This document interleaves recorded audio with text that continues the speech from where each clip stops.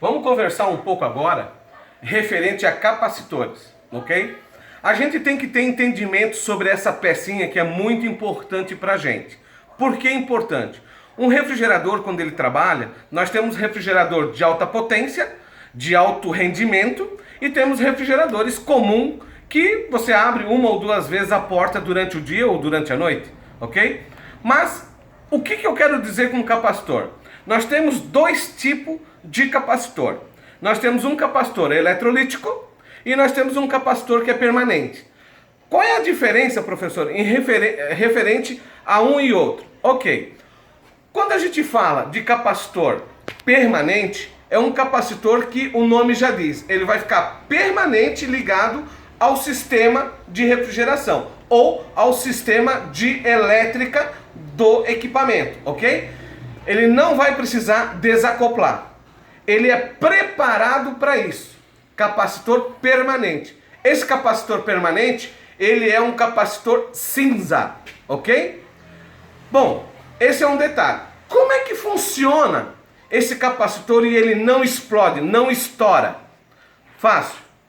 Na construção dele, ele está aqui, pessoal, ó. Vou tentar desenhar um aqui para vocês entenderem, tá? Capacitor permanente. Permanente, ok? Aqui tá os dois terminais dele, ok? Dois terminais. E vocês sabem que o capacitor normalmente, quando você pega e deixa ele ligado na tomada, o que acontece? Ele explode, certo? Esse que explode é o capacitor eletrolítico, o preto, ok? Por quê? Eu faço a pergunta para vocês agora. Por que o eletrolítico não explode? Poucas pessoas que trabalham na área sabem sobre isso, ou conversam sobre isso, mas é de bom entendimento você entender. Todo capacitor permanente, quando ele trabalha, ele vai carregando o seu nível, certo? De carga, ele vai. Quando chega a uma média de 10 a 15% do seu limite, ok? Quando chega nessa parte do seu limite, ele começa a vazar junto na eletricidade, certo? Ele recebe, carrega, e quando ele está no limite de 10% para fazer o total dele, ele começa a vazar junto na rede elétrica do equipamento. Por isso que nós temos capacitor elétrico permanente em ventilador, em chopeiras, em ar-condicionado. É por causa disso. Eu preciso de potência, eu preciso de uma arrancada, e depois eu não tenho o relé, que é uma outra história, que nós vamos conversar depois, para desligar ele fora novamente, ok? Então, o capacitor permanente é aquele cara que recebe a tensão, chega no seu limite e começa a drenar aqueles 10% a mais que deveria ficar nele, drena para a parte elétrica do equipamento, ok? O capacitor eletrolítico, vou desenhar ele aqui para você, ó. Já estou pegando a canetinha preta, porque ele é o preto, certo? O que acontece? Esse capacitor aqui, ele não pode ficar ligado diretamente na fase, assim, ó.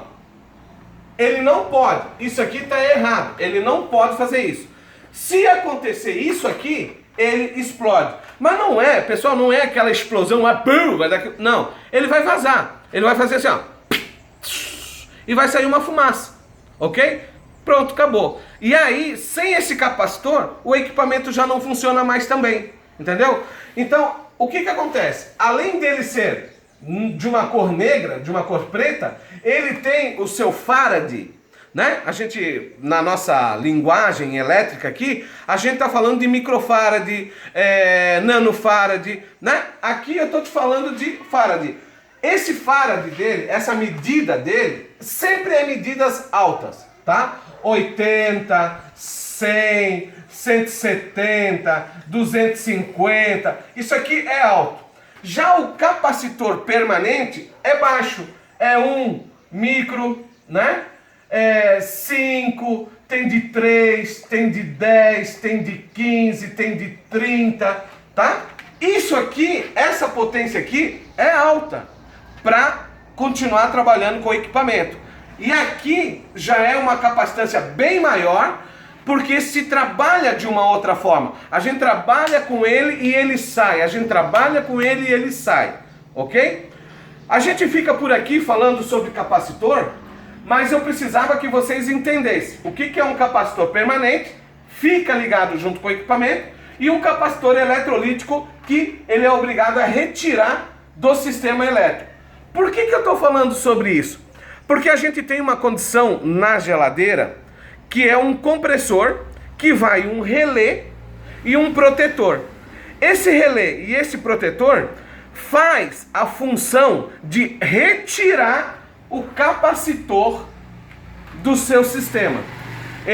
O relé engrena o motor junto com o capacitor e automaticamente quando o capacitor, ou melhor, automaticamente quando o compressor entra, esse capacitor automaticamente sai. A gente fala numa próxima aula sobre isso um pouquinho mais desenhado. Grande abraço, até a próxima aula.